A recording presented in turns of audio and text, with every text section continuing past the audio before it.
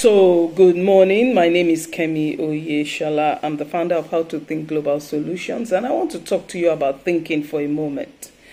This morning, I realized that I've known it just for a short while, but I realized that, God said something to me a few days ago.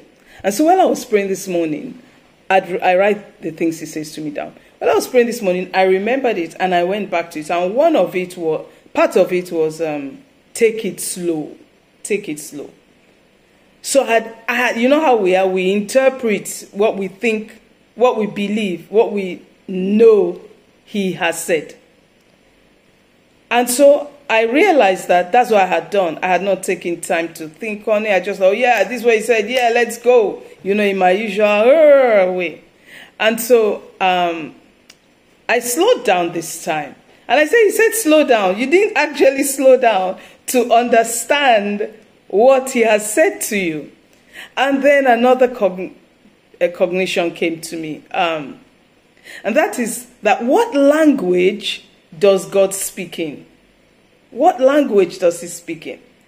I speak English, I speak Yoruba, I speak a little bit of French. Somebody listening to me here might speak Spanish and Igbo and Hausa. Somebody else might speak Latin and, different people speak different languages. I don't even know what the people in Alaska speak. Who knows what that's called? I don't know. And some people just speak simple, plain English. But what language does God speak in? Now, you call somebody who was born in Spain by Spanish parents a Spaniard. And if that person grew up there or was spoken to by his parents in that language from birth, that child can speak Spanish. So let's say you want to listen to that Spanish person is speaking, that Spaniard is speaking to you in Spanish. Now, if you don't understand it, then you can put it on. If you don't understand it, then you cannot hear what they're saying. But you can listen to it. You can listen to what they're saying. It doesn't mean you hear what the Spaniard is saying. Why? Because you do not understand Spanish. So if he said go and sit down and he said it in Spanish, or let me say it in Yoruba, if you do not understand what that means, you just see my hand move, you will listen to what I'm saying, but you will actually not hear me. Because when we speak, we say, oh, did you hear me? Because we are expecting the person to respond to what we have said. So I'm going to put my fan back on because, you see, I didn't want you to hear the sound, but I'm sweating a bit too much not to have it on, so I beg your pardon. Okay, so you can listen to what I'm saying, but it doesn't mean that you hear me. Do you understand what I'm saying? All right. So you are understanding. I'm speaking in a language many of you understand, which is English. And so you are getting it. I want you to take note of these words. Hear, listen, understand, know. Don't gloss over words. Slow down. Get it. Now, what language does God speak in?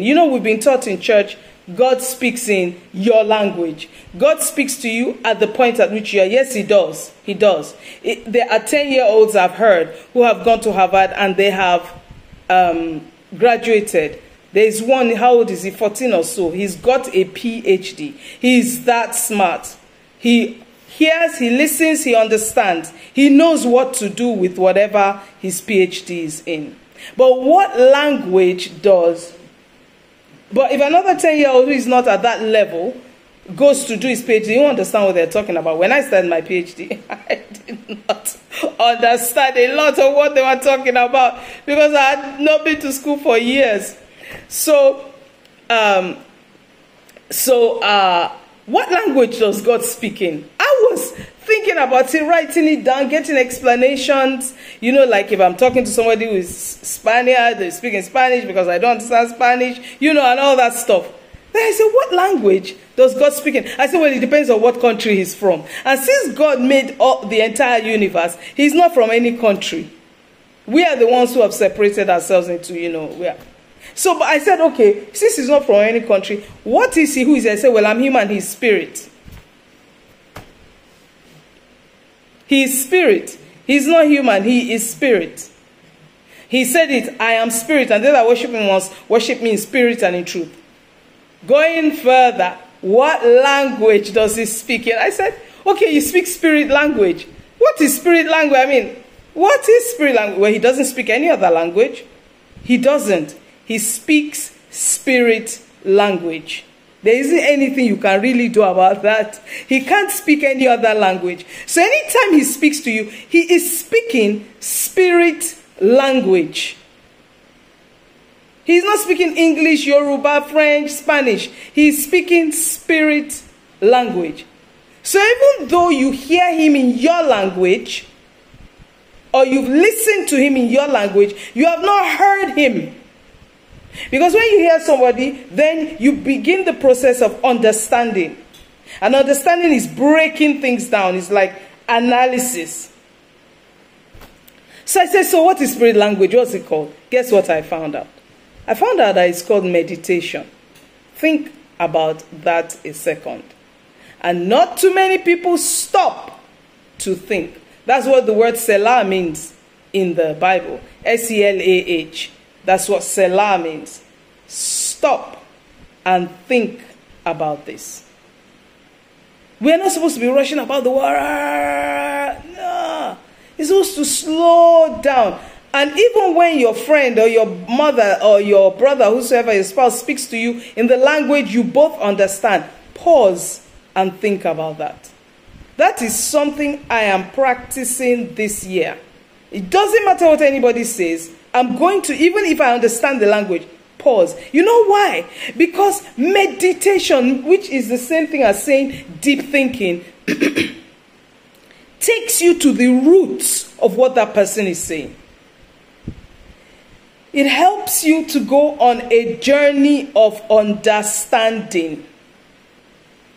You don't just say, oh, this. No. If you pause and you think about that, if you reflect, you see, oh, but the way she looked at me when she said that, that's not the way she would normally look at me. She must have meant something else when she said what she said.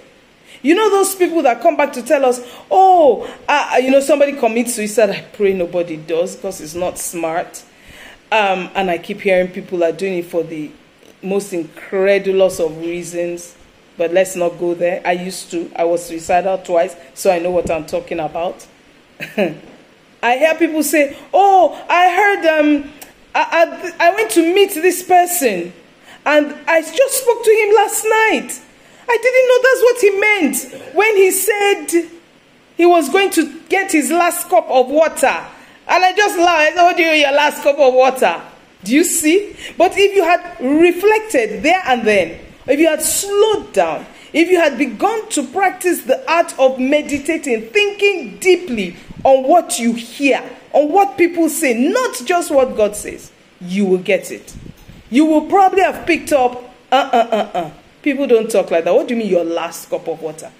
Oh, no, just my last cup of water for the night. People cannot hide things. If you're a deep thinker, you see it.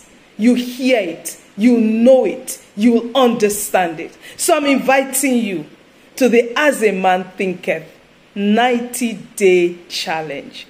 It is a paid challenge. It's a challenge where you're going to read a book, As a Man Thinketh, by James Allen. And there is one more thing. I've said it's paid. I've said it's paid. I've said you need to read a book.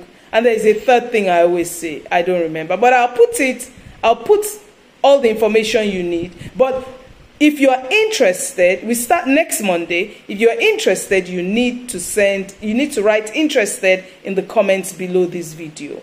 All right. I look forward to serving you. There are only 30 spots. I think I've got about 10 people. Like I said, it is paid. I know some people have left the room. It's 90 days long. Yes, that's the third thing. I know some people have left the room. And you have to read a book. So if you're interested, type interested in that, because you need to learn the fine art of how to think. In fact, I was writing many things you need to learn about how to think this morning. I said you need to learn the art, the science, the geography, the history, the medical science, the political science, the chemical science, the physical science, the social science, the environmental science, and the mental science of how to think.